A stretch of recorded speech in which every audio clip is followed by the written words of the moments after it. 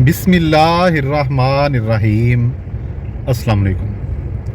मैं ये पहले बोलता था कि जो भी नए बहरीन में आने वाले लोग हैं उनको यहाँ पे आने से पहले इन्वेस्टिगेशन पूरी करके आना चाहिए कि आप कौन से वीज़े पे आ रहे हैं, उस वीज़े पे काम करना अलो है या नहीं है, उसके बाद आपकी सैलरी कितनी होगी।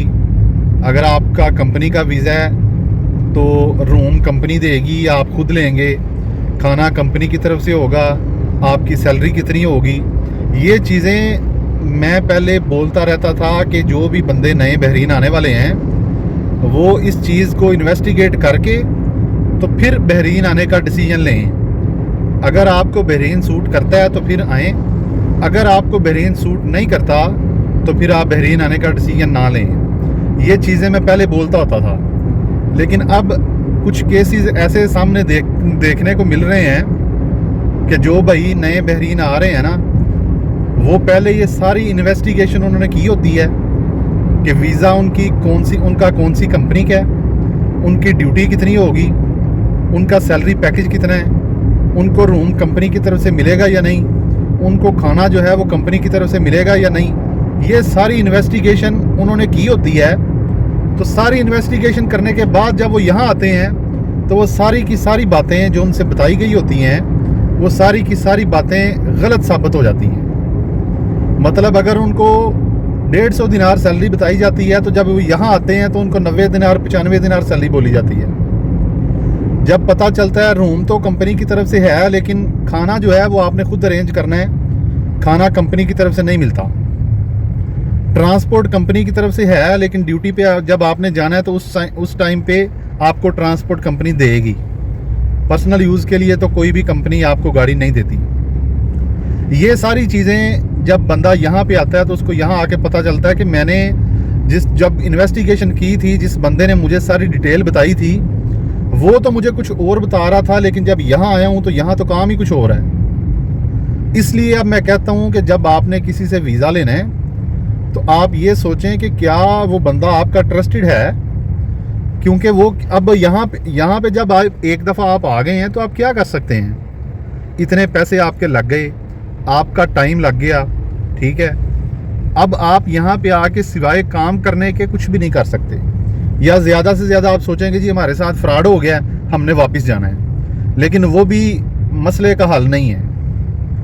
इसलिए मैं कहता हूँ कि जब आपने यहाँ पे आना है तो जिस बंदे से आप वीज़ा ले रहे हैं ना, उसके साथ किसी ऐसे बंदे को अंदर गारंटी वाला डालें कि जिस बंदे की वो भी बात सुने। अब क्या होता है, जिस बंदे से आपने बात करके वीज़ा लिया होता है, जब यहाँ आते हैं तो अगर वो सारी कंडीशंस जो आपको चीज़ें बताई होती हैं जब वो नहीं होती, आप उनसे बात करते हैं तो वो आगे से बोलते हैं जी हम लोगों ने आपको ठीक बताया था, अभी आप इसी पे काम करो, 1 साल के बाद देखेंगे क्या होना है।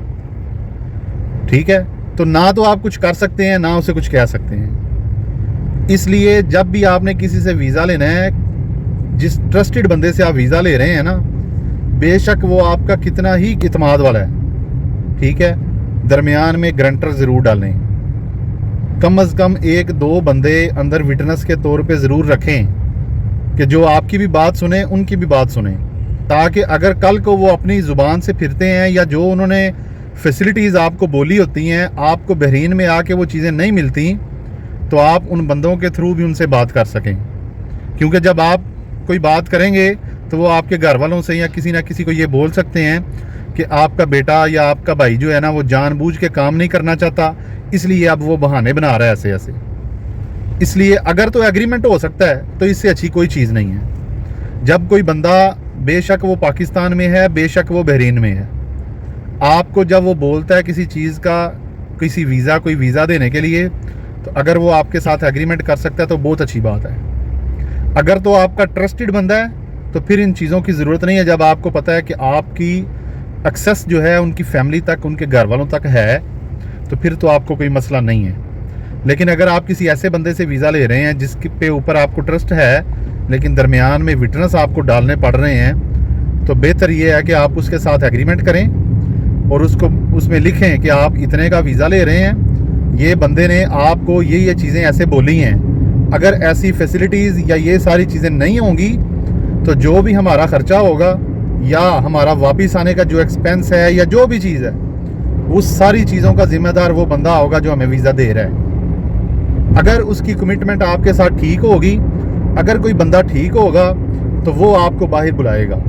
जिसके दिल में खोट होगी, जो आपके साथ फ्रॉड करना चाहता होगा, वो आपके सामने बहाने बनाना शुरू कर देगा कि ऐसे नहीं होता, ये होता है, वो होता है। जो बंदा आपको किसी कंपनी का वीज़ा देता है, अगर वो आपको डिटेल ठीक बता रहा है, हर चीज़ आपको क्लियर बताता है, आपका ट्रस्टेड बंदा है, तो फिर तो कोई मुश्किल नहीं है। आप उसके बिहाफ पे, उसके कहने पे, किसी भी कंपनी के वीज़े पे आप लोग यहाँ आ सकते हैं, यहाँ आके काम कर सकते हैं। किसी आज़ाद वीज़ा या विज़िट वीज़ा या किसी भी और वीज़ा पे आने से बेहतर ये है कि आपको कंपनी का वीज़ा मिले, किसी ट्रस्टेड बंदे से कंपनी का वीज़ा लें, यहाँ आएँ, यहाँ आके आपको ना तो काम ढूंढना पड़ेगा और ना ही आपको कोई और मुश्किल होगी। डायरेक्ट कंपनी में आएँ और आके काम शुरू करें, रोज़गार कमाएं। उम्मीद है आपको वीडियो के समय लग गई होगी। वीडियो को लाइक करें, दूसरों के साथ शेयर करें।